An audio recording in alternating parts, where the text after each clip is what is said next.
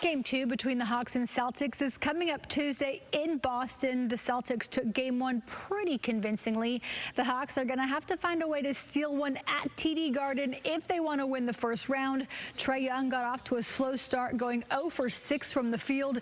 He finished the game 5 of 18 from the floor for 16 points and 5 turnovers. DeJounte Murray had 24 points, but he was 0 for 6 from downtown. DJ led the team in scoring. The Celtics have played really well at home this season with a 32-9 record. Atlanta is 17-24 on the road. These are the swings of the playoffs. You give yourself a chance if you can compete for 48 minutes every game. And it looks like they're going to need every single one of those 48 minutes. Well, the best tight end in the country received the Mackey Award Saturday at G-Day in front of fans and his family. Junior Brock Bowers caught a nice 39-yard pass from quarterback Carson Beck at UGA's spring game. Guys, I imagine we'll see that quite a bit next season as the two develop more chemistry.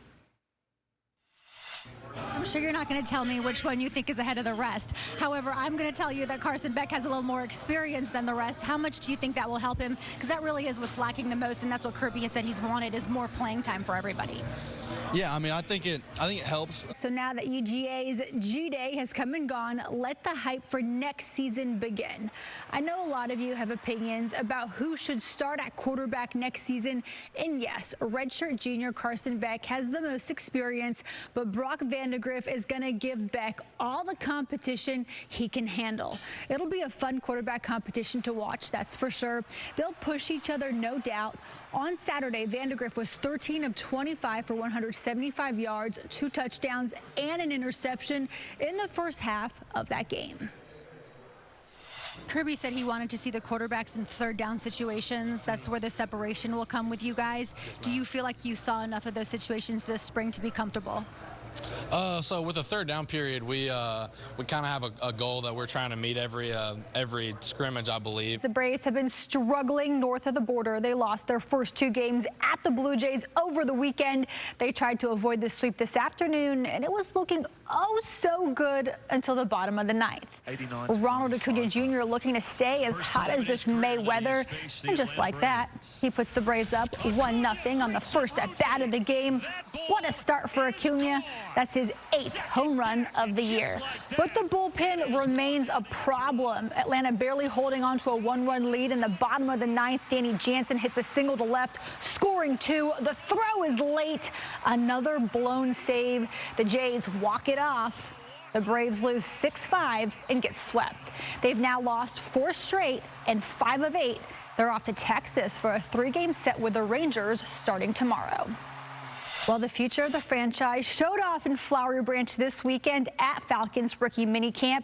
At practice, one thing was obvious. 8th overall pick Bijan Robinson won't only run the ball, he'll catch it quite a bit.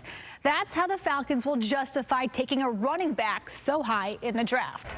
With all the other rookies around, Robinson lined up at wide receiver. Nothing new for the All-American back.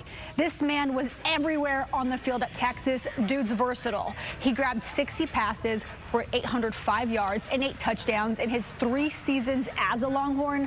Robinson loves that Arthur Smith plans on using him every way possible.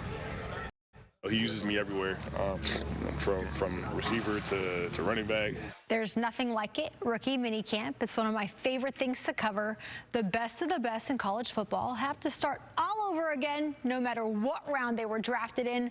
The speed of the game is much quicker, and there's definitely an adjustment period. The NFL is a big boy league, and rookies learn that from day one. In Flowery Branch at Falcons rookie minicamp, all eyes were on their first-round pick, Bijan Robinson. The Falcons surprised many by selecting the 2022 Doak Walker Award winner to add to their already talented backfield. Robinson will serve as an all-around weapon for the Falcons, a duty he takes seriously. He's preparing his body for the long grind of an NFL season. Used to the longevity of the game. All right, so the Braves took a loss Friday night in Toronto, but Spencer Strider should have taken a dub. He struck out 12 batters over 6 innings in a dominant performance. As of now, he has 79 strikeouts in just over 46 innings. Those 79 strikeouts lead all of baseball. Today's game here, second inning, Marcell Ozuna stays hot. A 2-run shot, his 5th homer of the month of May.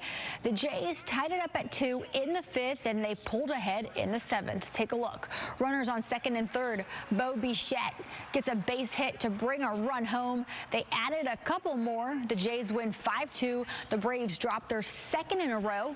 They'll try to avoid the series sweep tomorrow afternoon. It's definitely a turnaround worth talking about. The Hawks get back at it tonight over at State Farm Arena. They host the Hornets and enter the game with a ton of momentum, the most they've had all season. Friday night, the Hawks took their win streak to 5 in a row with a 15-point win over the Knicks. DeJounte Murray tossed in 29. Trae Young had 27. The Hornets are on the struggle bus, and Atlanta can definitely relate. They're 12-34 on the season. They've dropped 8 of their last 10. The Hawks hope to take advantage of that tonight and get to 6 straight dubs. Well, Georgia's men's basketball lost to Vandy this afternoon. The Dogs' comeback attempt fell short. Just a little short, 85-82, in front of a sold-out crowd at Stegman Coliseum. UGA is at number 9, Tennessee, on Tuesday. Tori. The Atlanta Dream in Dallas to kick off their 2023 campaign.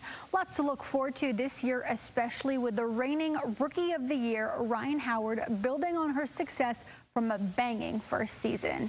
And she helped keep the Dream in it early. Knocking down the triple right here, Howard led the way for Atlanta with 20. Later, A.D. Durr with a nice spin move and jumper in the paint, 12 for Durr. The Dream had no answer for Arike Ogunbowale. The deep triple here, she was feeling it all day. 3rd quarter we go, another 3. She makes it look so easy. Ogunbowale led everyone with 27 as the Dream dropped the season opener 85-78. They'll be in Minnesota Tuesday night. The season isn't close, but some Falcons players were at Mercedes-Benz Stadium Friday. They were on hand to support a solid event as the organization hosted the 3rd annual High School Girls Flag Football Showcase. It was an opportunity for flag football players to show off their skills in front of college scouts.